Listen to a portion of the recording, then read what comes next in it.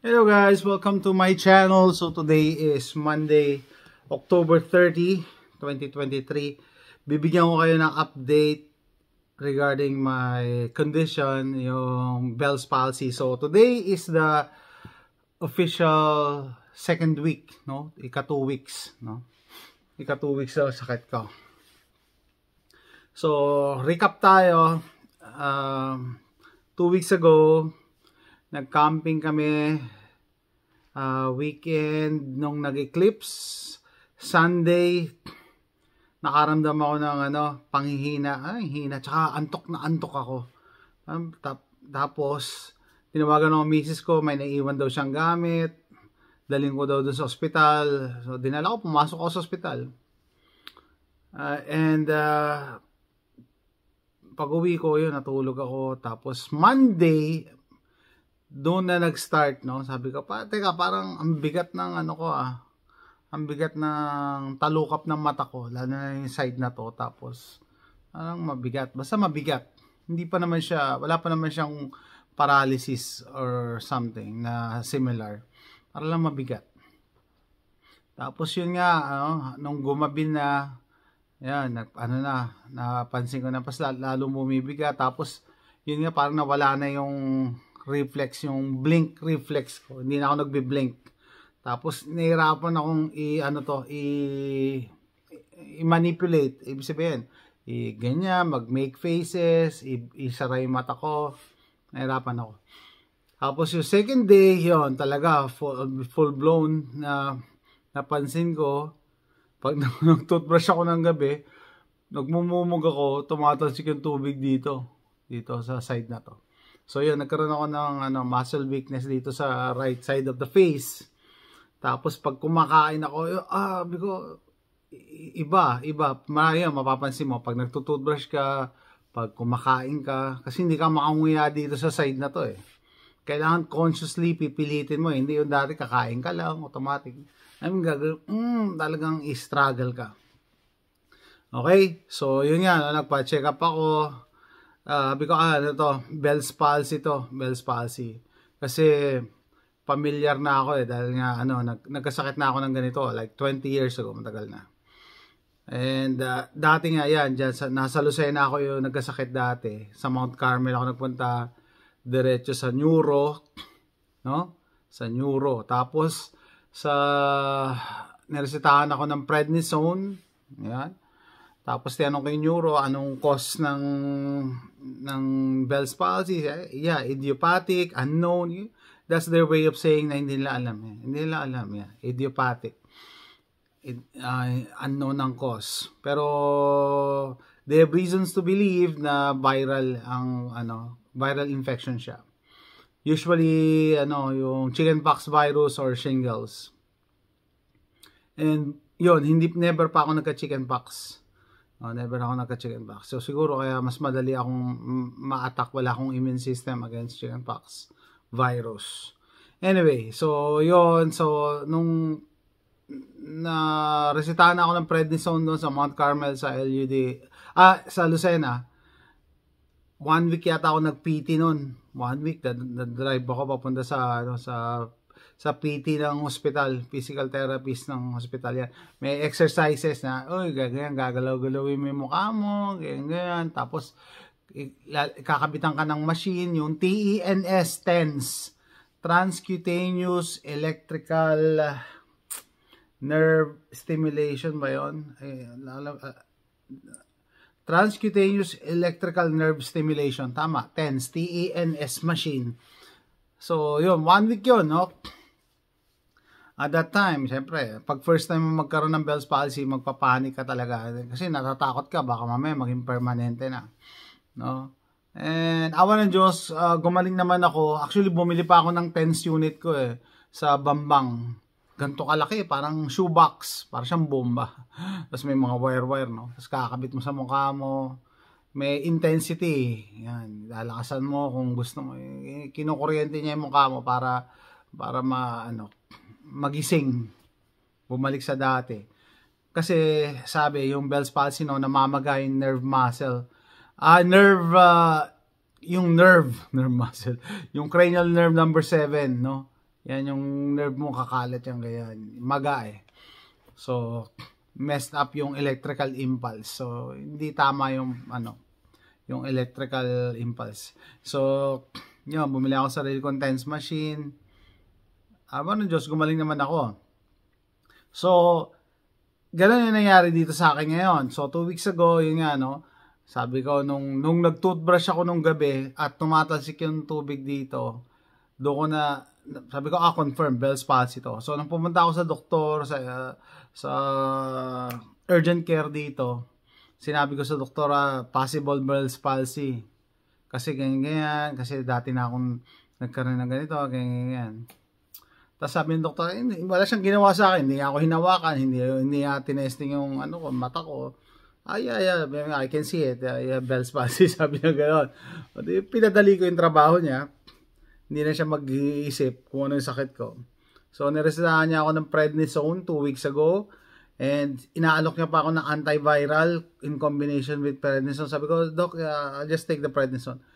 Ayoko too much medications kasi dati nga prednisone lang, gumaling na ako eh. Okay? So, yun. Ang napansin lang namin dito sa US, yung treatment modality nila, hindi kasama yung PT eh. Hindi kasama yung PT, yung physical therapy, hindi kasama yung TENS, yung TENS, no? Kaya sabi ng miss ko, baka wala kang mabiling TENS unit dito kasi hindi nga nagreseta yung doktor eh na kailangan mo magganyan eh, 'di ba? Prednisone lang talaga. And I was surprised. Tumingin ako sa Amazon, daming TENS unit oh. Ito, bumili. Tapos portable na, napakaliit. So, gagawa akong separate video paano gamitin. Yan siya. So, pinili ko yung pinakamura, tapos same day delivery. So, yeah, nung second day, talaga nag-TENS unit ako. Umaga, tanghali, gabi. Nakagahin ako. Tapos, ma-adjust mo, sabi ko nga separate video, ma-adjust mo intensity. Kinukuryente yung mukha mo eh. Anyway, so yan, kukwento ko, no? Yung ginawa ko, at tinanong ko pa pala yung doktor, sabi ko, Doc, are you gonna taper my prednisone? Usually kasi pag steroid, tinetaper yan, hindi yun basta ini-stop. Ano ibig sabihin tinetaper? Dinadahan-dahan, bababaan yung dose hanggang mawala. Kunyari, ito, bigyan ka ng idea. Example na lang, kunyari, niresetahan ka 10 milligrams, no? Kunyari, 1 week, gagawin nila yung 5 milligrams. Another week, 2 milligrams. Parang gano'n, iti-taper pababa. Hindi yung biglaan. Sabi ng doktor sa akin, we don't need to taper it kasi ang dyan, treatment, high dose in short period of time. Short period lang naman daw, hindi na kailangan. Tama nga naman pala. No? 1 week lang naman pala. 1 week niya lang ako binigyan ng prednisone. So, hindi na kailangan i-taper. Yan. So, yun. 1 week na mataas ang dose, then stop. So, last week, nag-alala ako, sabi ko, last day na pala ng prednisone ko. Kaya, gagaling na kaya ako. So, after ng prednisone last week, 1 week, lang ako, nagti-TENS unit lang ako. Tapos, wala, exercise lang, normal thing. May napanood akong nag-YouTube nagsasuggest yung Bell's palsy, dapat kumain ka daw ng ganito, iwasan ng matataba, iwasan ng ice cream. Walang kinalaman yun sa virus eh. Although tama yun for good health, pero walang kinalaman eh. Walang kinalaman sa sa Bell's palsy. Hindi siya specific sa sakit, you know, that's what I'm saying. So, ayun, no? Yun, 1 week, wala lang, normal lang. Nung Friday, nag-basketball pa nga ako eh. No? Nag-basketball ako nitong Friday. Yun, 10 unit lang. Nag-hydrate ako. Sabi ko, napansin ko nung sabi ng misis ko, no? Ba't uhaw na ho ka? Kasi nga, steroid ako eh, prednisone. So, syempre, pinapataas pala niya yung blood sugar. No? Polydip siya. Polyphagia, mga poly. So, yun, inom nung last time nung nag-steroid ako. Which is also a good thing. In general, pag umiinom ka ng mga gamot, mas magandang mag-hydrate ka para maiihi mo yung yung mga gamot na yan, para mailabas mo, kaysa mag-linger sa katawan mo. Yun, no? So, eto na, yung ending. Nung Sabado, Saturday night, bago ako matulog, sabi ko kay AJ, yung bunso katabi ko matulog yun eh. Sabi ko, AJ, I think I'm better now. Sabi ko, let me see. Close daw yung eyes ko. Kaya. Sabi niya, you're getting there but still not 100%. Okay. So, tapos Friday night yun So, Sunday, yesterday, no? Parang sabi na miss ko, tignan ko nga, pumikit ka nga. Pumikit ka nga. Yeah. Nung nakaraan, hirap na hirap ako. Ito eh.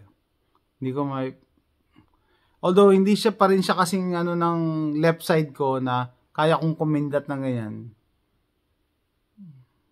Teka, may iwan. I think I'm better now, no? Although, siguro, 95%, no? Magaling na ako. Eto ka. Yung pamangkin ko si BJ, kahapon, nag-message sa akin.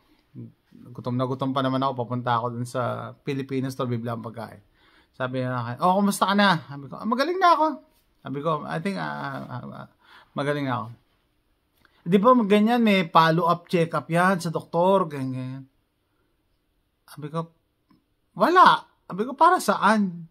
Ay, di sino magsasabi na magaling ka na? Sabi ko sa sarili ko na magaling ako. Ay, sobrang galing mo naman, Dr. Jason ka. Sa akin, yung doktor nga, hindi sinabi, mag-follow up ka, bumalik ka. Hindi nga ako sinabihan ng ganun eh. Kasi alam niya yung Bell's palsy, self-limiting, no? Nawawala din. Hindi naman siya katulad ng other illnesses na na communicable. Example, hindi naman siya nakakahawa. Ba't kailangan mo mag-follow up check-up? At saka yung mismong doktor nagsabi, wala naman sinabi na, mag-follow up ka. Wala naman sinabi. So doon natatawa ako. Sasabi, ano ka naman, Dr. Jason ka, alam mo na lahat. Hindi yun eh. Basic knowledge will tell you, no? Pag sinabing self-limiting, yung virus, aatake yan, tapos mamamatay din. Kaya nga sabi sa libro na yung Bell's palsy, it usually goes away after 2 weeks kahit hindi ka nagagamot. It just so happen na ako nagpa-check up ako, nagpagamot ako kasi nakakapraning talaga na paano pag hindi naggumaling, 'di ba? Paano pag hindi nagamot? 'Di ba? Magiging permanente ako nakaganon. No, hindi. So I'm not gonna take the risk kasi malaki mawawala sa akin pagka ganon. Kaya pala, nagbablog na nga lang ako tapos magkakaroon pa ako ng paralysis, di ba? Mas malaki mawawala sa akin. So, okay lang na maggamot at short term lang naman. No? Natatawa ako doon sa comment ng pamangkin ko. Sabi ng misis ko hindi ba alam na nurse ka? Hindi ba alam na nurse tayong dalawa? Hindi ba alam na malapit na maging nurse practitioner yung misis ko? So, I don't know. No? Hindi ko sinasabing magaling ako, pero the book will tell you na pag Bell's palsy, usually it goes away in 2 weeks. Hindi siya yung permanent na no?